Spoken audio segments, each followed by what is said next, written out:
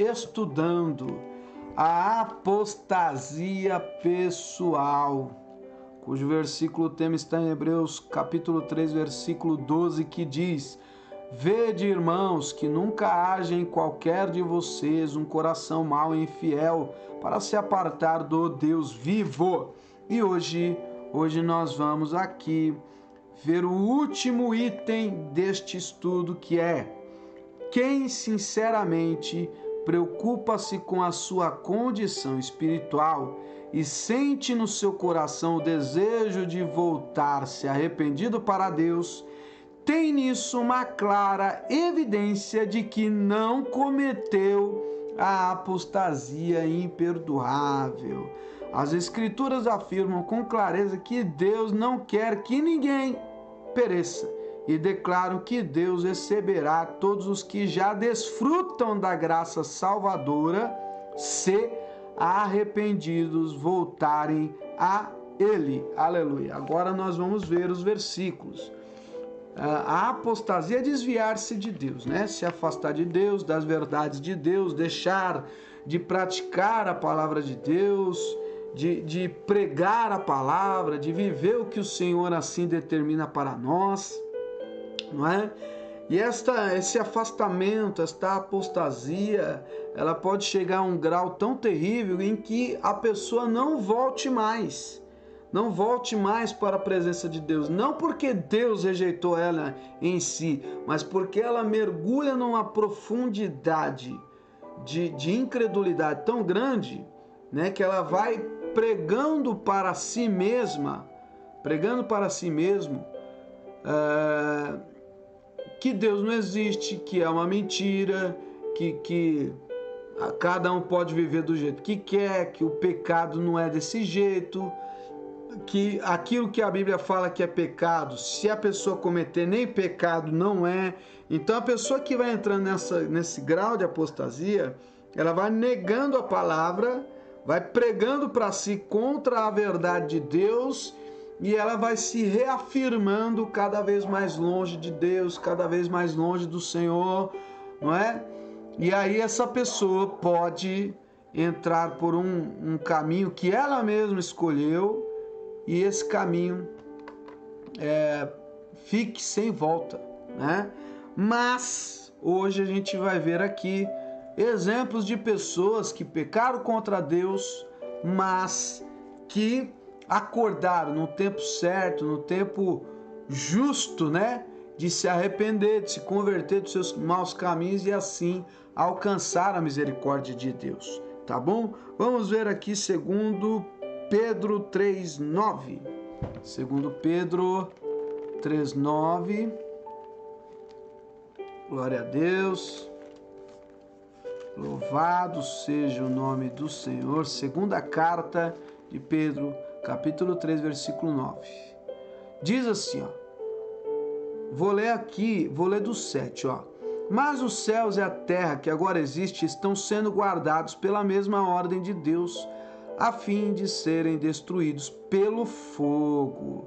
Estão sendo guardados para o dia do julgamento e da destruição dos que não querem saber de Deus, ou seja, dos apóstatas e dos incrédulos. Meus queridos amigos, não esqueçam isso. Para o Senhor um dia é como 1000 anos, e 1000 anos como um dia. O Senhor não demora a fazer o que prometeu, como alguns pensam. Pelo contrário, Ele tem paciência com vocês, porque não quer que ninguém seja destruído, mas deseja que todos se arrependam dos seus pecados. Porém, o dia do Senhor chegará como um ladrão. Naquele dia os céus vão desaparecer com um barulho espantoso e tudo que há no universo será queimado. A terra e tudo que existe nela vão sumir. Vamos ver aqui também Isaías 1. Aleluia. Glória a Deus. Louvado seja o nome do Senhor Jesus. Isaías, capítulo 1, versículo 18 e 19, que diz assim, ó: o Senhor Deus diz: venha cá, vamos discutir este assunto. Os seus pecados os deixaram manchados de vermelho escuro, mas eu os lavarei, e vocês ficarão brancos como a neve, brancos como a lã. Se forem humildes e me obedecerem, vocês comerão das coisas boas que a terra produz. Olha aí. Então, para quem se arrepende, tem essas bênçãos, essas promessas. No mesmo livro de Isaías, capítulo 55, versículo 6. Vamos lá. Versículo 6 e 7, que diz assim: procurem a ajuda de Deus enquanto podem achá-lo. Orem ao Senhor enquanto Ele está perto. Que as pessoas perversas mudem a sua maneira de viver e abandonem os seus maus pensamentos. Voltem para o Senhor nosso Deus, pois Ele tem compaixão e perdoa completamente. Ai, que beleza, né? Vamos ler também, glória a Deus, Gálatas 5, 4. Glória a Deus, que palavras maravilhosas de Deus. Palavras. Gálatas 5, 4. Vocês que querem que Deus os aceitem, porque obedece à lei, estão separados de Cristo e não têm a graça. Mas nós temos a esperança de que Deus nos aceitará. E é isso que esperamos pelo poder do Espírito de Deus, que age por meio da nossa fé. Pois quando estamos unidos com Cristo Jesus, não faz diferença nenhuma estar ou não circuncidado. O que importa é a fé que age por meio do amor de Cristo. Aleluia! Vamos ler aqui também 1 Coríntios 5. 1 Coríntios 5, do 1 ao 5. Agora estão dizendo que há entre vocês uma imoralidade sexual tão grande que nem mesmo os pagãos seriam capazes de praticar. Fiquei sabendo que certo homem está tendo relações com a própria madrasta. Como é que vocês podem estar tão orgulhosos? Pelo contrário, vocês deveriam ficar muito tristes e expulsar do meio de vocês quem está fazendo uma coisa dessa. Quanto a mim, ainda que não esteja presente aí pessoalmente, eu estou com vocês em espírito e agindo como se eu estivesse aí. Já julguei, pela autoridade do nosso Senhor Jesus, o homem que está fazendo essa coisa horrível. Quando vocês se reunirem, estarei com vocês em espírito. Então, pelo poder do nosso Senhor Jesus, que estará presente conosco, entreguem esse homem a Satanás, para que o seu corpo seja destruído, mas o seu espírito seja salvo no dia do Senhor. Olha, que palavra, hein? Lucas 15, 11. Glória a Deus. Lucas 15, 11. Lucas 15, do 11 ao 24. E Jesus disse ainda: um homem tinha 2 filhos. Certo dia o mais moço disse ao pai: Pai, quero que o Senhor me dê agora a minha parte da herança. E o pai repartiu os bens entre os 2. Poucos dias depois, o filho mais moço ajuntou tudo o que era seu e partiu para um país que ficava muito longe. Ali viveu uma vida cheia de pecado, desperdiçou tudo o que tinha. O rapaz já havia gastado tudo quando houve uma grande fome naquele país e ele começou a passar necessidade. Então procurou um dos moradores daquela terra e pediu ajuda. E este o mandou para a sua fazenda a fim de tratar dos porcos.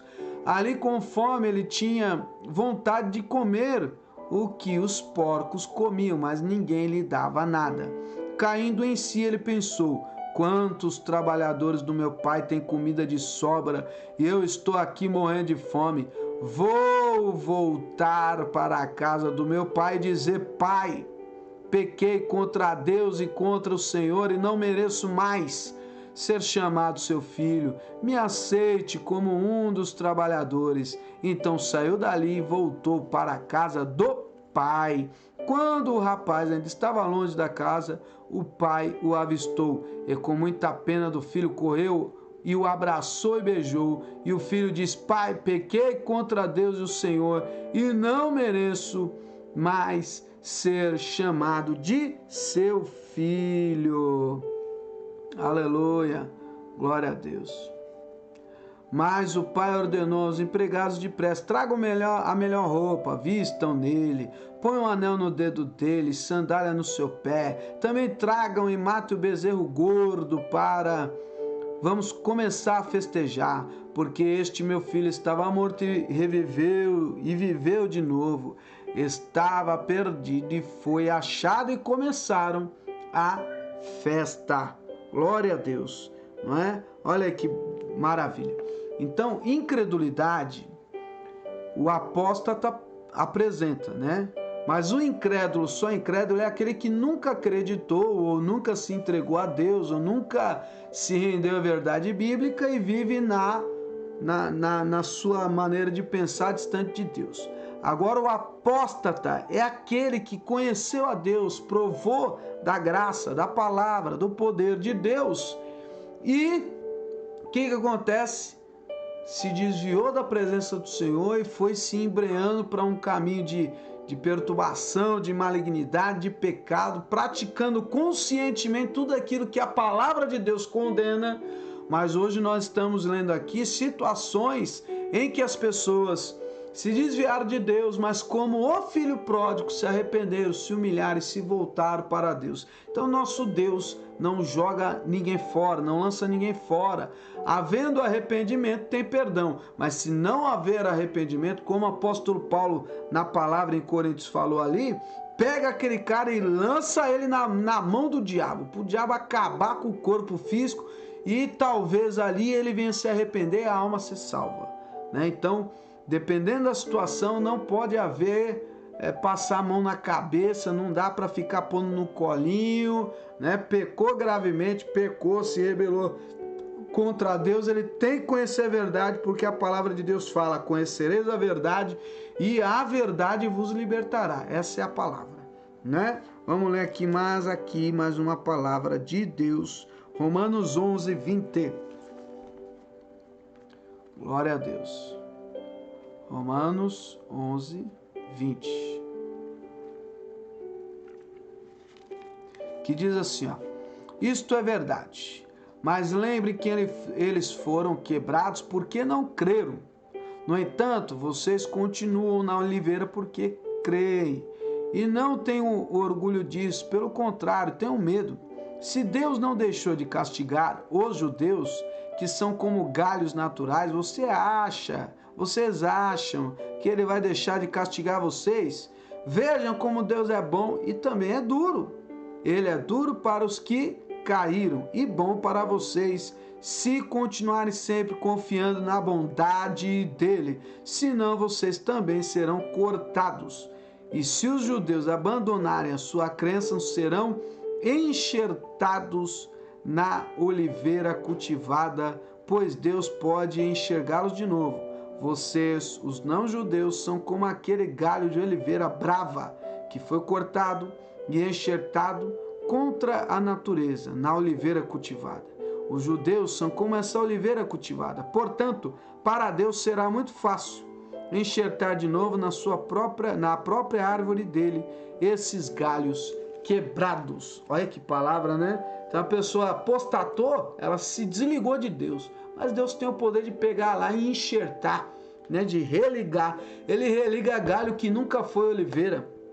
Ele pega um galho de qualquer outra árvore e põe na oliveira, e aquele galho de outra árvore, de outra planta, passa a produzir as azeitonas e o azeite, a oliva. Por quê? Porque foi enxertado, foi conectado na árvore, na videira verdadeira. Que palavra maravilhosa, né?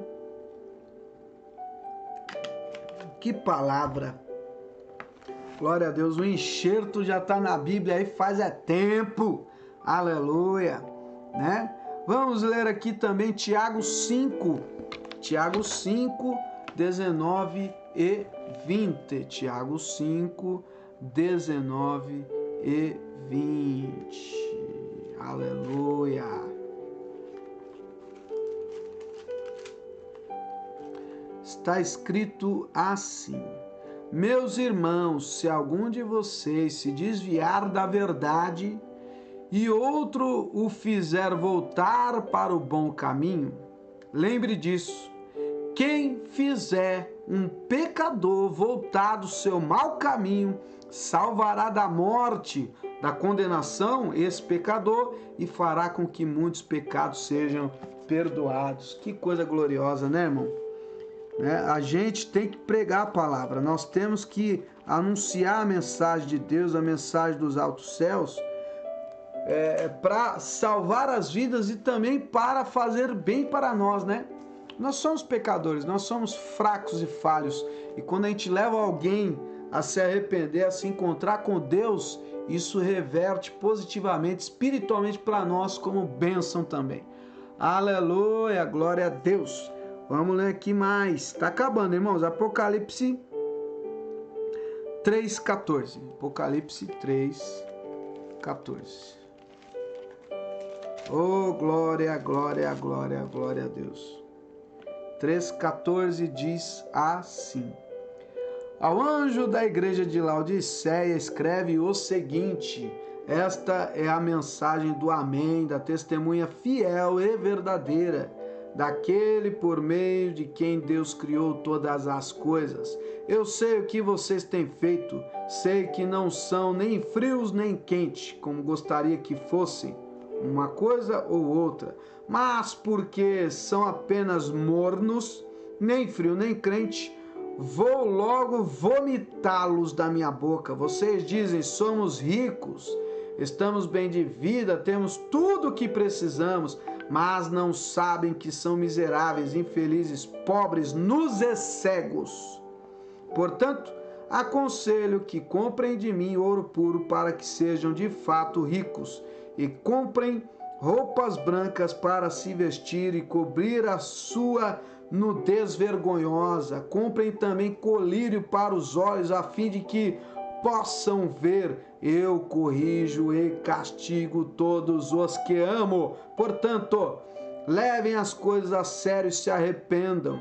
Escutem, eu estou à porta e bato. Se alguém ouvir a minha voz e abrir a porta, eu entrarei na tua casa e nós jantaremos junto. Aos que conseguirem a vitória, eu darei o direito de se sentarem ao lado do meu trono, assim como eu consegui a vitória e agora estou assentado ao lado do trono do meu Deus, portanto, ao lado do trono do meu Pai. Portanto, se vocês têm ouvidos para ouvir, então ouçam o que o Espírito de Deus diz. Aleluia! Glória a Deus. Mateus 16:16. Palavra importante essas aqui, né, irmãos? A gente não pode esquecer que estamos no caminho de Deus, não só por bênçãos para o presente momento, para as bênçãos atuais, mas para as bênçãos do porvir, né? Mateus 16:16 diz assim: Simão Pedro respondeu: o Senhor é o Messias, o Filho do Deus vivo. Aleluia. Mateus 26, 74 e 75, vamos ver. Então Pedro disse: juro que não conheço esse homem, que Deus me castigue se não estou dizendo a verdade. Naquele instante o galo cantou e Pedro lembrou que Jesus tinha dito: antes que o galo cante, você dirá 3 vezes que não me conhece. Então Pedro saiu dali e chorou amargamente. E João 21:15. João 21:15.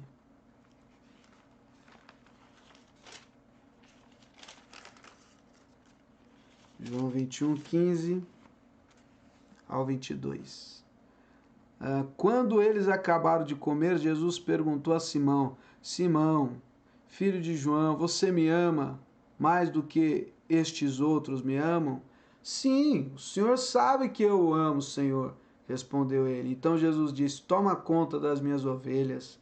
Então perguntou pela segunda vez: Simão, filho de João, você me ama? Pedro respondeu: sim, o Senhor sabe que eu o amo, Senhor. E Jesus disse outra vez: toma conta das minhas ovelhas. E perguntou pela terceira vez: Simão, filho de João, você me ama?